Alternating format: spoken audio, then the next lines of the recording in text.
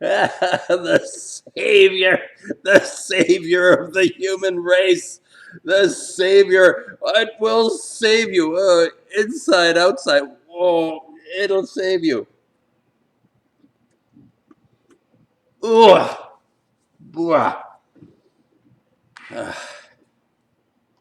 A few reflections, thoughts on useless activism, the useless activism. And I'm not, but I am not going to ridicule or criticize people who have picked their fight. I think this is a noble thing, to pick your fight. Pick your fight because ultimately our nature is such that we have apparently overcome notions and a physical reality of survival, because you go to a grocery store or food supermarket and you buy your stuff. Hey, you're a survivor. You can physically survive. Well, it appears that we have progressed into a state of affluence and well-being where we are not threatened. We apparently feel until emergencies happen and you run out and you get lots of toilet paper, there is a sense of, well, you know, whenever I need something, I'll go to the store and get it. So that has really worked. That sense of security that we have in terms of the division of labor has worked. Truck drivers bring food to the store, we go and we get what we need and we survive. And now, you know, it's like you're affluent or even not so affluent, you're able to survive because you have this, you can survive, you're going to make it, you're going to get through this. We're in this together, we're going to get through this. I'm going to have a few reflections on the useless activities, on the useless activisms, without criticizing people that have picked their fight. I respect and admire people.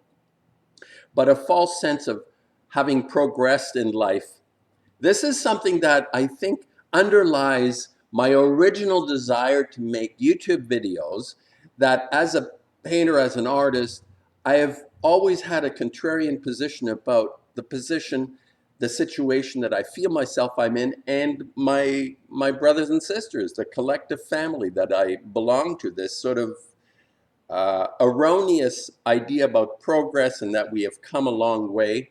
Well, all that is erased. All that progress, whatever there might have been, like I said in the last, cars are representative of computers, of magnificent progress human beings have made in the last 50 years.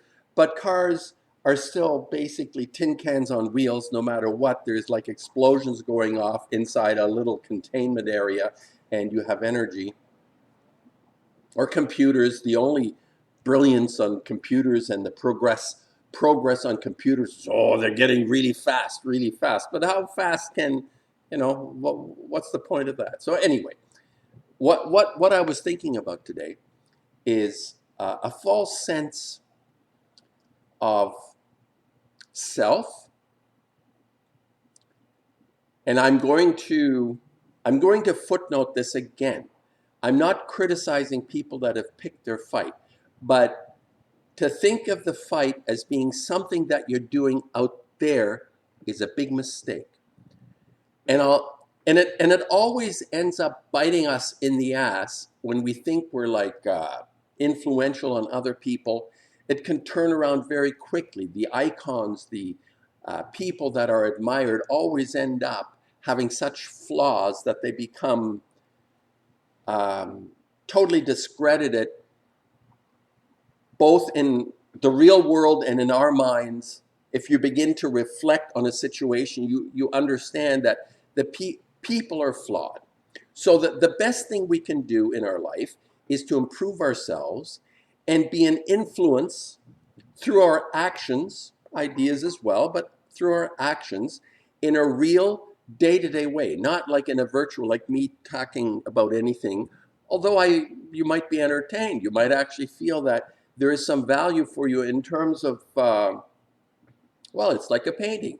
You're taking things in, but you're not saying specifically necessarily what it is. You are responding to something. You have a feeling, an idea that ruminates and surfaces. Sometimes it takes years to come back. I sometimes think about stuff that happened to me 10, 15, 20, 50 years ago, and a light goes off and I say, wow, that's phenomenal. And my life in some form or other changes. I think this is how it works. That's what I'm saying. When I say useless activism, it doesn't mean like there isn't value in when you personally, me, pick a fight and stand up for something, have the courage to say something when everybody is silent, for example. This is very inspirational. This is the words themselves, the meaning of the words are not the inspiration. It's the act of showing courage that I find inspirational. And of course, words can have significance and meaning. I'm not discarding that. So I'm going to give you what I thought about this morning. I was looking up at the sky.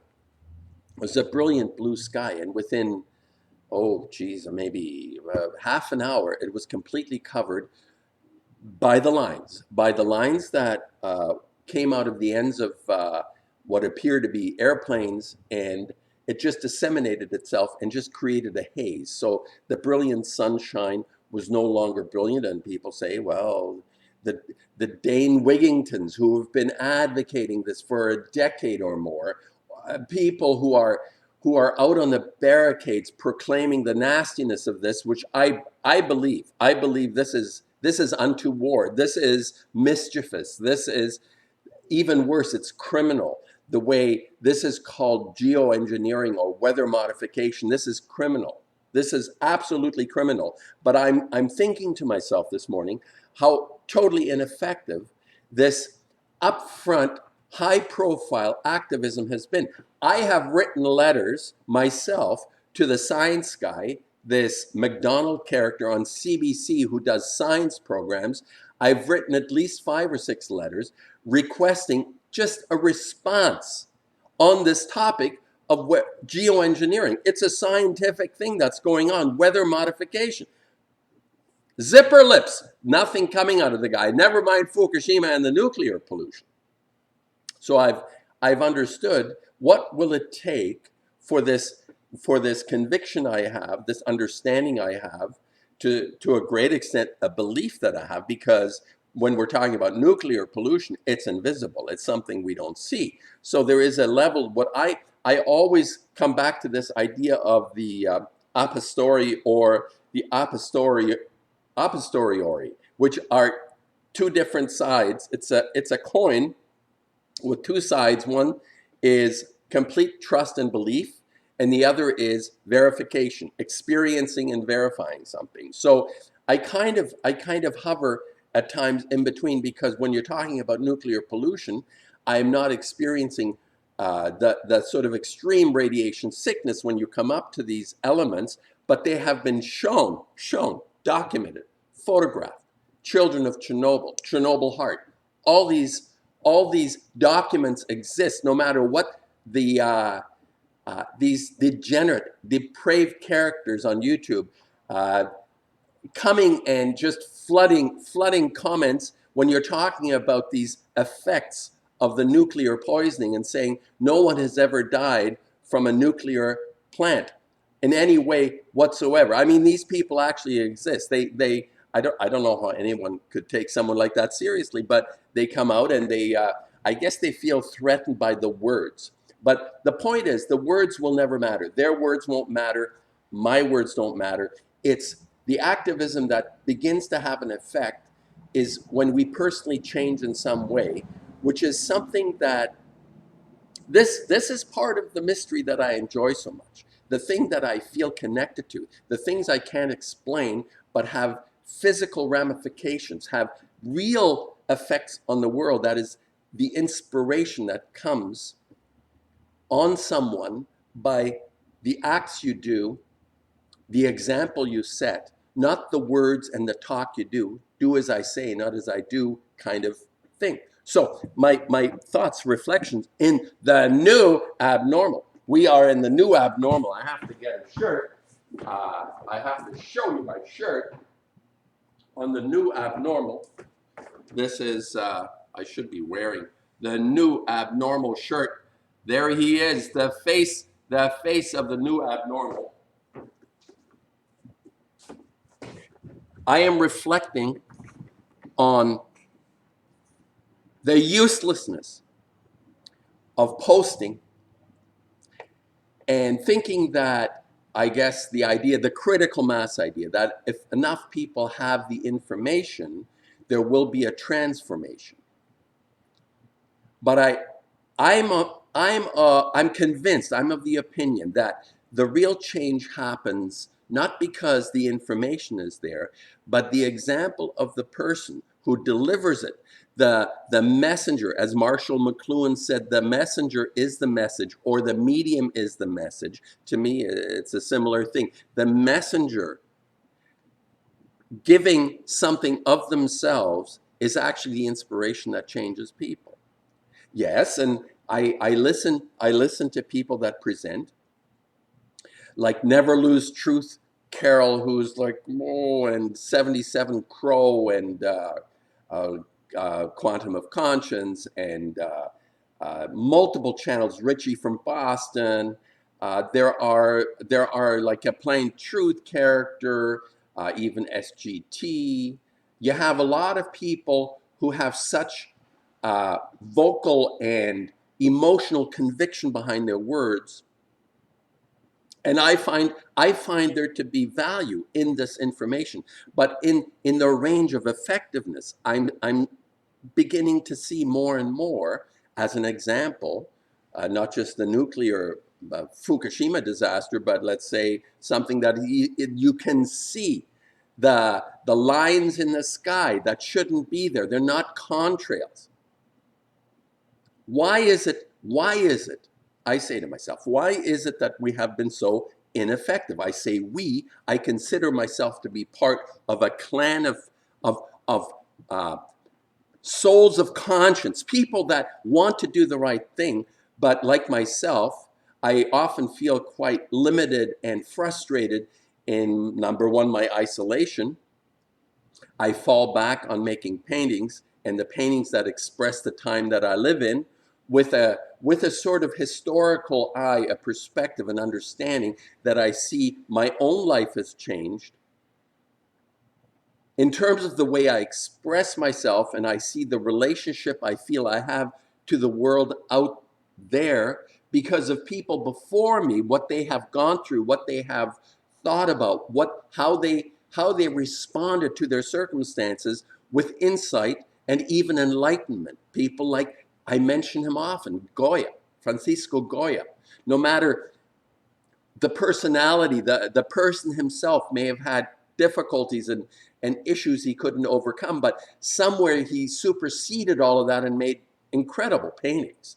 The courage to make the paintings that he made during the Peninsula War, or the documentation of the brutality during that time in his etchings or the paintings, or even other insights that he was able to illustrate through his work, gave me a sense of self that I also can draw on something within myself, the higher part of myself, which is actually going to, well, possibly can affect another person in a very substantial and positive way. Something where a person says, well, like I often, I look at a colleague's work, or I go to an exhibition, or I see a painting, and I say to myself, hey, I wish I would have done that. This is inspirational, that feeling. I wish I would have done that. So my point today, what I'm saying about the new abnormal, is the ineffectiveness of activism is tied into this sense of new abnormal, which has been progressively getting worse. The idea that two planes supposedly hit a building and they fall down is so absurd and insane, considering engineers, the 1,500 engineers who've said you have an impact of 300 tons, the biggest plane you could possibly imagine at the time of 2001, I think was a 707 airplane, 300 tons of weight against this building, which is able to withstand a 13,000 ton impact. So when this happens, it's not just in my mind here, and this is, I'm mirroring and I'm regurgitating. I forget who I was listening to. It might have been Amazing Polly, who I love her analysis, saying, I'm not sure if it was her or Plain Truth, that these events that Richie of Boston exposes, or PK from Australia or New Zealand, where he's from Melbourne, talking about events that are so absurd, those Sandy Hook events, where the anomalies far outpace the reality, that the proofs in front of us. How gullible will an audience become? These are tests. These are not in themselves important as events, other than tests on how you and I will respond to it. And I think this is now shown in the new abnormal has come to a head. In terms of your and my existence right now, I don't know what it'll be like in a year or 5 or 10 or 50 years, but right now we're at the pyramid, the epitome of this success story in what I call the new abnormal, where the gullibility or the acceptance of the world out there has reached as I say, the world is not what it appears to be, no longer is active in people's minds. That mantra I'm trying to instill in a person's mind has completely been erased, because the world is exactly as it appears to be, which is the plan. That is the strategy. That's my conclusion. My conclusion about the new abnormal is that it has achieved its purpose in creating a sense that the world is exactly as it appears, no matter how absurd, which is 1984, the face. Black is white, war is peace. News speak. No noose is good news, as I've said. Stay away from the noose. You don't want any part of the noose. So my reflections on the success of the opposition to the people that still have a conscience has culminated in the new abnormal, and the ineffectiveness, the uselessness of activism is debilitating when I think about it. It's absolutely debilitating. And we need to draw on inspiration. And I can assure you, I do receive some inspiration from people that express the reality as it is behind the curtain. I do get a degree of inspiration from these people, and if they were no longer on YouTube, I would be much less of a person in my day-to-day life. However, this in itself is a very small part in terms of how we change ourselves and how something out there will change. Something out there will not change unless we personally change. And it's a continuous effort. I'll try and end it again here. Here's how I see this transformation happening. That as we become more sensitive to our own shortcomings or our own learning ability, that to take something in and alter our behavior, change our behavior fundamentally. And it's incremental. It's not like from one day to the next. This is the other thing. It's like these presenters sort of do every time, oh, this is the most important video you will ever hear, and the world will end after this video. And then they come back the next day and say, oh, you gotta listen to this. This is the most important. Important. Well, it's incremental and it's very small. Unfortunately, that's how it is. It's like how we function. It's maybe we have X amount of time within this experience, what we call reality. We have a finite amount of time, and it's just enough.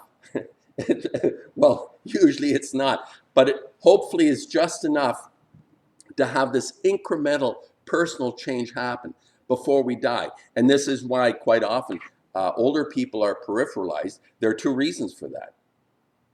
One is they're absolutely useless in their experience, in their work, in their experience that they have accomplished over 80 or 90 years. They cannot, because okay, they cannot help me anymore because they're either demented or they drank the Kool-Aid, the fluoride, all this stuff. It's totally absorbed. So there's no mind left with a brain.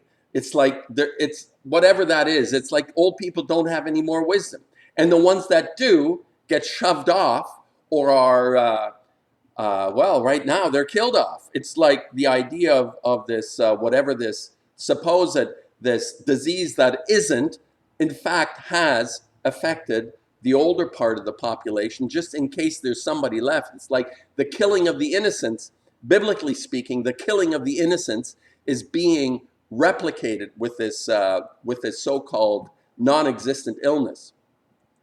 But people are affected by it because they're not getting the help and the treatment that they need, especially the people that might actually have something to pass on. But we've eclipsed the wisdom of the elder a long time ago. So the elder now is probably in their 40s, if anything, an elder now, and you're supposed to have the wisdom already in your 40s so that you have enough time.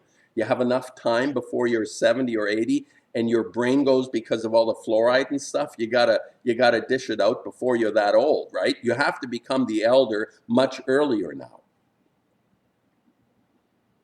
So I'm in my late 60s, and I'm becoming much more in touch with this sensibility about my own changes and understanding something that has nothing to do with the information, but has more to do with the inspiration. And unfortunately, this is being extracted, as I've said, the life experiences are degraded, so we don't have that, we can't measure ourselves anymore with real experiences, like even a t-shirt now. Young people that buy a t-shirt, 4.5-ounce t-shirt, has thought, oh, fucking hey, that's a really good feel t-shirt. But I used to have, when they're 8 or 9 ounces, they were just fabulous and lasted for 10, 12 years of 100 washings. So the experience are literally degraded. We have nothing to judge, and the wisdom also disappears. And then, I have to say about Ken, the photographer guy, I listen to occasionally, and he has this kind of smugness about intellect. Just see, I get totally turned off by the value that a person might have in terms of his understanding of how the universe works. You have, okay, he's a proponent that, and I see this stuff, gravity is a bunch of hooey the way we're told, and the atomism idea, and the math aspect of stuff. You have to listen to the guy. It's quite entertaining. It's great. But here's the flaw. Okay, and people may not like what I say, and I pointed this out. I pointed this out to different people, that it's not the brain, it's not the intellect, it's not being able to translate Sanskrit and get the meaning of the universe. If that was of any value, it would have worked already. That kind of transmission of information is useless without inspiration. So if Ken has any value to anyone, people would see him as an inspirational guy. He's got the weird earlobe, like the Swami with the hole in the earlobe, and the tattoos is kind of weird, and he's like a chubby, fat Swami type on his chair. See, these are all elements that give warning, intruder alert into my brain. He says great things, but then it just falls apart with this sort of intellect shit that he's into. Without understanding that the true nature of our being doesn't come from there, it comes from there.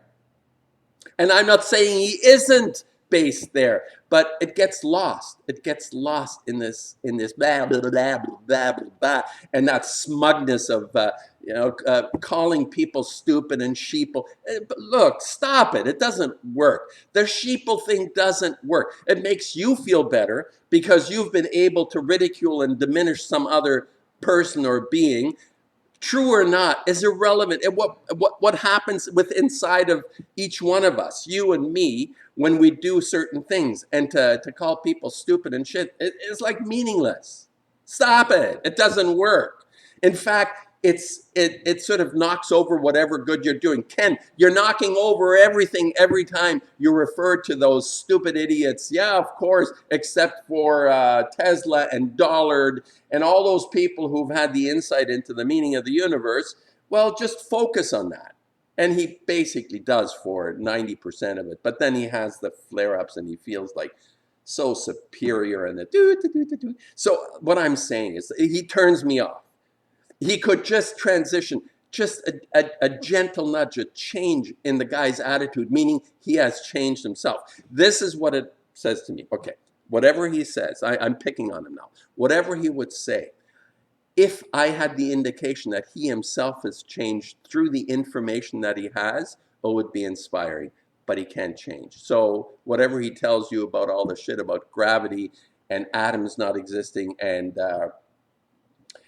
that light is not a light is not a photon and it can't be two things and a wave isn't something. It's okay. All that stuff makes sense, but it has to come from an inner change, not from just spouting the shit. And that's why it's been ineffective, useless activism. Another longer video. Hope it makes sense.